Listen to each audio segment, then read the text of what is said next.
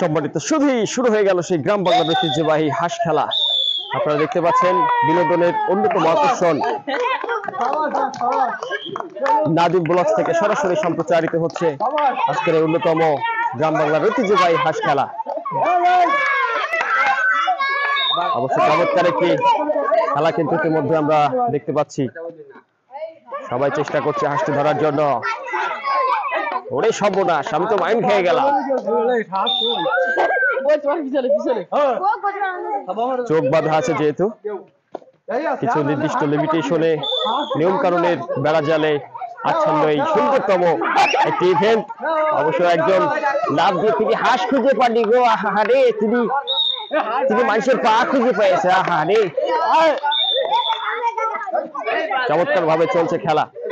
আজকের সুন্দরতম আয়োজন নাদিম ব্লগস এর পক্ষ থেকে আপনারা দেখতে পাচ্ছেন, যার কল্যাণে জনাব হাফিজুর রহমান হাফিজ সার্বিক সহযোগিতায় চমৎকার এই আয়োজনকে যিনি সার্বিকভাবে সহযোগিতা করে আসছেন।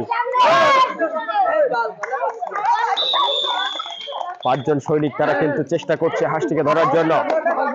অবশ্য শেষ পর্যন্ত কে পারবে হাঁস ধরার এই চ্যালেঞ্জে নিজেকে উত্তীর্ণ করতে, সেটি কিন্তু দেখার বিষয়। আহারে, মনে হচ্ছে বাবু চোখে ঠাডা পড়িয়েছে। যেহেতু চোখ বাঁধা, তো আসলে চোখ বাঁধার কারণে সবাই কিন্তু এই যে খেলাটার কিন্তু বিশেষত্ব হচ্ছে এটাই, যেহেতু চোখ বাঁধা আছে আর নির্দিষ্ট কিছু টাইমের লিমিটেশন আছে, এর মধ্যেই কিন্তু হাঁসটিকে অবশ্যই ধরতে হবে। দেখা যাক, 5 জন সৈনিক তারা চেষ্টা করছে হাঁসটিকে ধরবার জন্য। অপরদিকে প্রস্তুত রেফারি জনাব হাফিজ।